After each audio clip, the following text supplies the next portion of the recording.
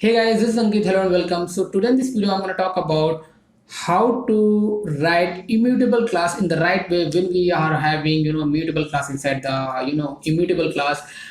I already talked about what exactly the immutable class and how do we write the immutable class. If you haven't watched that video, because this video is a continuation of the previous video, so I'll recommend you please watch the previous video, right? So let's jump into this video.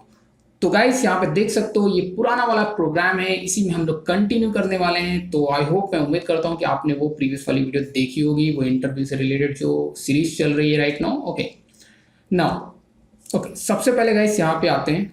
Let's say कि ये पुराना वाला example एक बार मैं जल्दी से explain करना चाहूँगा गाइस। यहाँ पे कुछ एक्सप्लेन करना नहीं है, देखो यार ये सब कुछ वही है राइट।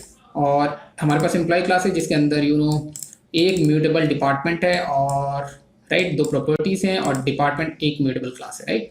ओके, अब यहाँ पे बेसिकली प्रॉब्लम क्या आने वाली है। लेट्स से कि हमने यहाँ पे अगर ध्यान से देखो, जब मेन में हम यहाँ पे जब हम स्टेट को चेंज करने की कोशिश कर रहे हैं, यहाँ पे तो स्टेट चेंज नहीं हो रहे क्योंकि ये एक सेपरेट डिपार्टमेंट का ऑब्जेक्ट क्रिएट हो रहा है राइट। तो यहाँ पे देख सकते हो, यहाँ पे जब मैंने चेंजेस अप्लाई किए हैं, ठीक है, emp डॉट करके यहाँ पे, लेकिन उसके डिपार्टमेंट को चेंज नहीं कर पाया। यहाँ पे HR का HR ही है राइट। Okay fine. अब मान लो गाइस ये आपने प्रोडक्शन रेडी कोड कर दिया और कल को कोई रिक्वायरमेंट आती है तो आप अपने म्यूटेबल क्लास में एक नई प्रॉपर्टी बढ़ाते हो राइट। तो let's say just minute. Okay, मान लो let's say we have a property, let's say int depth ID, ठीक है। अब यहाँ पे डेप्थ आईडी जैसे बढ़ाओगे तो एक्चुअली आपको यार सोर्स में जाना होगा और गेटर एंड सेटर्स जनरेट करने होंगे उसकी करस्पॉन्डेंसी राइट। बहुत ही सिंपल है। तो ये आपने जनरेट कर दिया getter and setters, that's it. मतलब यार यहाँ पे जनरेट किया तो ऑब्वियसली आपको कहाँ पे जाना होगा, एम्प्लॉय मेन में जाना होगा जहाँ से वैल्यू सेट हो रही हैं। तो ये जो HR है इसका भी आपको सेट करना होगा राइट। क्या डिपार्टमेंट आईडी, लेट्स से कि डिपार्टमेंट आईडी कुछ भी दे देते हैं, let's say 8888 something like that, imagine करो। और ये यहाँ पे डी पास होगा और राइट नाउ अभी क्या करेंगे यार, इसको फिर से रिलॉन्च कर लेते हैं। तो यहाँ पे कोई फ़र्क नहीं दिख रहा है। ओके, फ़र्क क्यों नहीं दिख रहा है? सबसे पहले तो यार डिपार्टमेंट में आना, तो क्या डिपार्टमेंट आईडी और डिपार्टमेंट नेम है, दोनों ही है। तो अभी क्या हमें ये जो टू स्ट्रिंग मेथड है इसको फिर से हमें ओवरराइड करना होगा राइट। ये बात आपको समझ में आ रही होगी ताकि यहाँ पे प्रिंट हो जाए राइट, इसलिए मैंने किया है। या you can see perfect. But guys अभी आपको एक प्रॉब्लम यहाँ पे दिख रही नहीं है, बट प्रॉब्लम है एक्चुअली। प्रॉब्लम क्या है, मान लो कि यहाँ पे कोई पर्सन है, शख्स है जो इस इम्यूटेबल ऑब्जेक्ट को emp को, अभी ये इम्यूटेबल है कोई दिक्कत नहीं है, ठीक है, ये परफेक्ट कोडिंग है कोई दिक्कत नहीं। बट प्रॉब्लम कहाँ पे है कि ये एक राइट अप्रोच नहीं है। तो राइट अप्रोच लगाने के लिए यहाँ पे मैं डिस्कशन कर रहा हूँ कि यार यहाँ पे एक सेपरेट ऑब्जेक्ट क्रिएट हुआ है, जो कि लास्ट वीडियो में डिस्कस किया था कि ये डिपार्टमेंट का सेपरेट ऑब्जेक्ट क्रिएट हुआ, एग्जिस्टिंग ऑब्जेक्ट नहीं है। और मैं फिर से रिकमेंड करूंगा, उसका लिंक आई बटन में मेंशन कर दूंगा, वो प्रीवियस वीडियो देख लेना अगर कोई पहली बार इस वीडियो को देख रहा है डायरेक्टली राइट। तो गाइज यहाँ पे प्रॉब्लम क्या आ रही है कि एक्चुअली यहाँ पे हमें क्या है कि जो एग्जिस्टिंग वाला ये ऑब्जेक्ट है इस डी का क्लोन बन जाए, D2 में आ जाए राइट, सिमिलर। लेकिन अगर ध्यान से देखोगे गाइज, अगर यहाँ पे मैं D2 को सिस आउट कराऊं, अच्छा D2 को सिस आउट कराने की जरूरत नहीं है, यहाँ पे जो D2 आएगा वो अलग बात है। लेकिन फिर भी हम D2 को यहाँ पे सिस आउट कराते हैं कि क्या हमें सही क्लोनिंग मिल रही, मतलब कि जो यहाँ पे HR है और 888 है, मतलब क्लोन होकर के ये ऑब्जेक्ट मिले राइट, ये सेपरेट होना चाहिए। और अगर गाइस यहाँ पे मैं इसको रिलॉन्च करता हूँ तो आप ध्यान से देखो कि यहाँ पे प्रॉब्लम क्या आ रही है कि डिपार्टमेंट आईडी में 0 आ रहा है, HR आया है। ऐसा क्यों आया है, उसके पीछे रीज़न क्या, बहुत ही सिंपल है। तो यार डिपार्टमेंट ये जो एग्जिस्टिंग है इस वाले का पूरा क्लोन नहीं बन पाया है, सिर्फ HR आया और डिपार्टमेंट आईडी 0 है। उसके पीछे रीज़न ये है कि जब इसके अंदर आप जाते हो तो गाइस यहाँ पे भी आपको चेंज करना पड़ेगा राइट। तो यहाँ पे अगेन आपको क्या करना पड़ेगा, depth dot gate department ID, मतलब कि ये गेट डिपार्टमेंट आईडी किसका है, ये इस वाले डिपार्टमेंट, इस डी के रेफरेंस से, क्योंकि यही डी रेफरेंस यहाँ पे भेज रहे हैं, मतलब emp इसके अंदर आया हुआ है। तो यहाँ पे जानते हो गाइस कहाँ गया? तो इसी डिपार्टमेंट का हम वो सारे फील्ड्स कॉपी कर रहे हैं नए वाले ऑब्जेक्ट में, जो नया डिपार्टमेंट यहाँ पे ऑब्जेक्ट क्रिएट कर रहे हैं, तो यहाँ पे पास करना होगा, राइट? ओके, लेकिन ओके नहीं, ऐसे नहीं करना, सॉरी, ये सेटर है, सॉरी फॉर दैट। ओके, और यहाँ पे डी डॉट क्या करेंगे, सेट डिपार्टमेंट आईडी, राइट? तो यहाँ पे डिपार्टमेंट आईडी करेंगे और यहाँ पे गेट डिपार्टमेंट, पुराने वाले डिपार्टमेंट आईडी को कॉपी करके और फाइनली ये नया पूरा ऑब्जेक्ट क्रिएट करके भेज देंगे।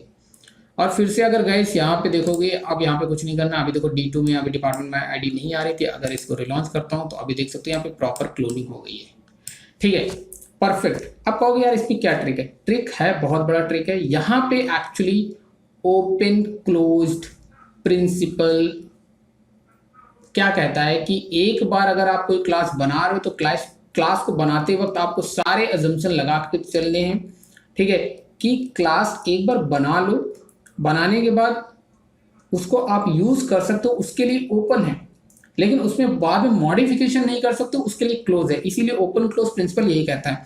अब क्या गाइस, कल को मान लो यहाँ पे फर्दर 4 फील्ड आप बढ़ाते हो, राइट? अगेन इस क्लास में इमेजिन दैट 4 फील्ड और बढ़ाते हो, तो आप क्या करोगे?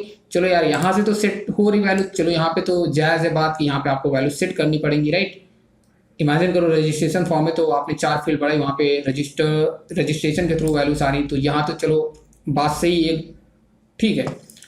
लेकिन आपको फिर मान लो कि डिपार्टमेंट एम्प्लॉय में और मल्टीपल जगह पे डिपार्टमेंट यूज हो रखा है। इमेजिन दैट, मान लेते कि ऐसा रेफरेंस वेरिएबल है, म्यूटेबल क्लास है, जो यहाँ पे भी यूज हो रखा है और किसी फर्दर 10-15 क्लासेस में यूज हो रखा है। तो गाइस क्या होगा कि इस तरह की लाइन आपको हर जगह दिख रही होगी। अब इस तरह का मतलब ये दिख रहा होगा, तो आप क्या ऐसे करते रहोगे और यहाँ पे क्या इस तरह से बार बार आप बढ़ाते जाओगे कि भाई चलो ठीक है, यहाँ पे ये हो गया एंड फिर एक नई वैल्यू बढ़ी है तो यहाँ पे फिर से बढ़ाओ, फिर से बढ़ाओ, फिर से बढ़ाओ। तो गाइस ये ओपन क्लोज प्रिंसिपल को ब्रेक करता है, तो ये राइट अप्रोच नहीं है। तो अब राइट अप्रोच क्या है? राइट अप्रोच ये है कि इसको यहाँ से कमेंट करो, ठीक है। अब बात करते हैं न्यू, एंड आपको करना क्या, सिंपली अच्छा रिटर्न डेप्थ, ठीक है। और यहाँ पे क्या कर सकते हो कि आप सीधे सीधे एक तरीका और है, आप क्या करो कि डिपार्टमेंट में आओ और डिपार्टमेंट में आने के बाद एक कंस्ट्रक्टर बना दो, ठीक है। क्योंकि देखो यहाँ पे सोच रहे हो यार सेटर की तरह ऐसे बार बार बढ़ाएंगे तो लाइन ऑफ कोड बढ़ रहा है, राइट? तो बहुत इनकन्वीनियंट भी रहेगा। तो आप ये सोच रहे होगे कि यार कुछ ना करो, इससे अच्छा कंस्ट्रक्टर बना दो। ये वाला पहले आपका पॉइंट कवर करते हैं, राइट? हो सकता है आप सोच रहे हो आप में से, तो अभी मेरे माइंड में आया इमीडिएटली, तो मैं इसको पहले कवर करता हूँ कि हम सेटर के थ्रू वैल्यू ना सेट करके हम कंस्ट्रक्टर के थ्रू वैल्यू सेट करें, राइट? हमने क्या किया भाई, यहाँ पे एक कंस्ट्रक्टर क्रिएट करना है, सोर्स में आना है एंड यह this one and inter, and इसको मैंने यहाँ से हटा देना है और ठीक है, ये इसके अकॉर्डिंग मेरी वैल्यू सेट हो गई। तो अब क्या होगा गाइस, एम्प्लॉय के अंदर हम इस तरह वैल्यूज को ना भेज करके हम क्या कर रहे होंगे कि डिपार्टमेंट गेट नेम को यहाँ पे कंस्ट्रक्टर के थ्रू भेजेंगे, right? Okay, get department ID और दैट्स इट। अब आप कहोगे एक लाइन में ये काम हो गया, अब कितने भी आएंगे तो बढ़िया चल जाएगा, राइट? मतलब लाइन ऑफ कोड नहीं बढ़ा, राइट? तो अगेन अगर गाइस यहाँ पे आते हैं तो अब वैल्यूज़ को हम यहाँ पे ऐसे फिर सेट नहीं करेंगे, मतलब सेटर तो मैंने वैसे हटाया नहीं, सेटर की क्या ज़रूरत है, मैंने सेटर तो हटाया नहीं। अच्छा, डिफ़ॉल्ट कंस्ट्रक्टर भी तो देना पड़ेगा, राइट? क्योंकि अगेन वो डिफ़ॉल्ट के रूप में क्रिएट हो रहा है, इसलिए यहाँ पे डिफ़ॉल्ट कंस्ट्रक्टर भी एक बनाना पड़ेगा। जैसे कि आपको पता है, I mean non parameterize constructor बनाना पड़ेगा, क्योंकि अगर डिफ़ॉल्ट कंस्ट्रक्टर तभी क्रिएट होता है जब इसके अंदर कोई भी कंस्ट्रक्टर अवेलेबल नहीं होता है, राइट?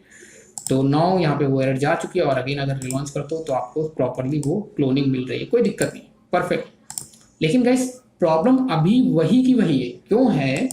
जैसे कि मैंने बताया कि यार कल को मान लो डिपार्टमेंट आईडी की जगह एक प्रॉपर्टी और आ रही, लेट्स से कि एड्रेस, इमेजिन दैट। तो यार यहाँ पे तुम क्या करोगे, मान लो कि स्ट्रिंग, ठीक है।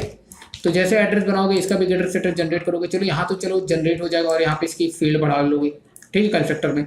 और जब कंस्ट्रक्टर में बढ़ाओगे तो फाइनली आपको यहाँ पे फिर से क्या करना होगा, यहाँ पे क्या करोगे, फिर डेप्थ करके उसके एड्रेस को भेज रहोगे, get address like that something, ठीक है, भेज रहोगे, राइट? जो कि एक गलत अप्रोच है। यहाँ पे क्या कितने पैरामीटर्स बनाओगे, राइट?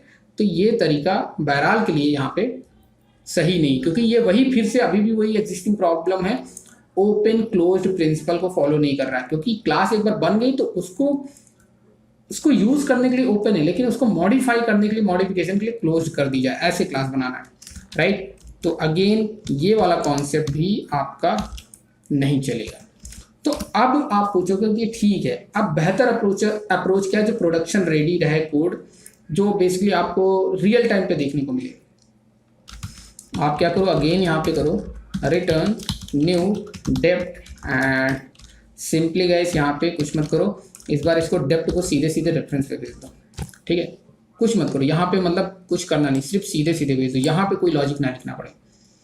इससे क्या होगा कि मान लो कि डिपार्टमेंट 10 क्लासेस के अंदर यूज हुई है, इमेजिन दैट 10-100 क्लासेस के अंदर यूज हुई है, तो उसके अंदर ये एक लाइन रहेगी जहाँ जहाँ यूज हुई होगी। तो एक बार रहेगा, एक बार ओपन हो गया, बट मॉडिफिकेशन के लिए क्लोज हो जाएगी क्लास, जितनी भी क्लासेस के अंदर ही होगी। अब लेकिन आपको इसके अंदर आना है गाइस, इसके अंदर क्या करना है, एक कंस्ट्रक्टर और बनाना है। वो कैसा कंस्ट्रक्टर होगा, वो एक कोई नॉर्मल कंस्ट्रक्टर नहीं होगा, एक कॉपी कंस्ट्रक्टर होगा, कंस्ट्रक्टर, ठीक है। इसके थ्रू हम प्रॉब्लम को रिजॉल्व कर रहे होंगे। अब इसमें क्या होगा, बेसिकली इटसेल्फ ये डिपार्टमेंट पैरामीटर को ले रहा होगा, डेप्थ, ठीक है, इटसेल्फ ये डिपार्टमेंट पैरामीटर को ले रहा होगा।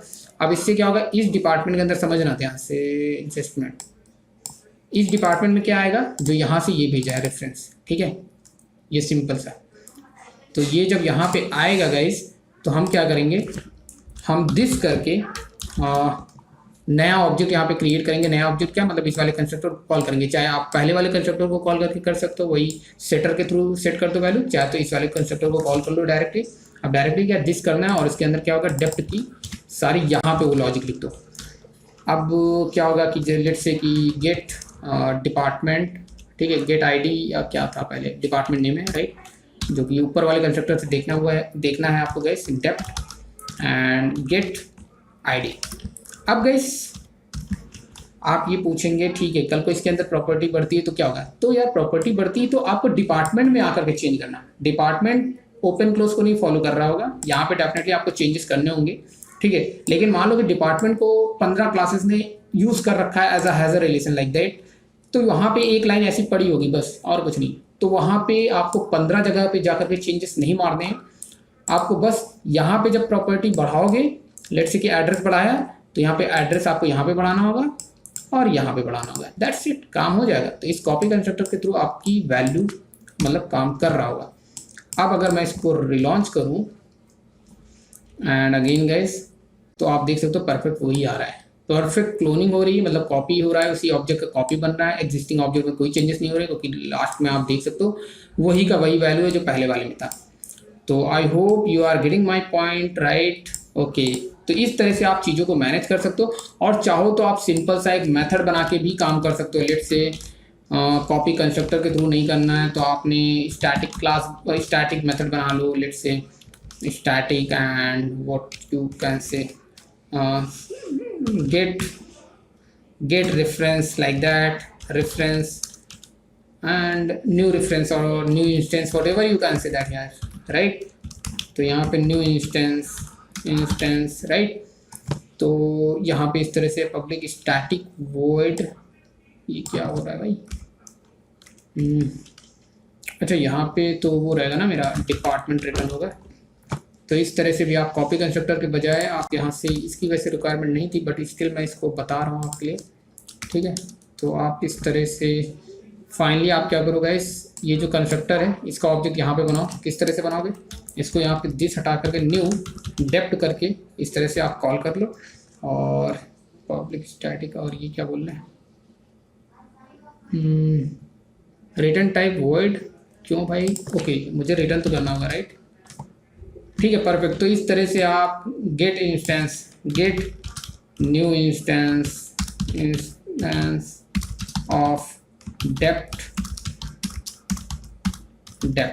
तो इस तरह से आप इस मेथड को भी आप यूज़ कर सकते हो। जैसे कि नॉर्मली एक इंस्टेंस के थ्रू आपने देखा होगा एक ऑब्जेक्ट क्रिएट करने का तरीका होता है, जब आप सिंगलटन क्रिएट करते हो उस टाइम पे इस तरह से स्टैटिक वाला कॉन्सेप्ट लेकर के चलते हैं। तो आप अगेन एक और अप्रोच लगा सकते हो, वो है ये रिटर्न व्हाट, स्टैटिक है क्लास और स्टैटिक मेथड बनाया, तो आप गेट इंस्टेंस के थ्रू यहाँ पे डेप्थ को पास कर दो और ये आपका काम सिमिलर ही करेगा।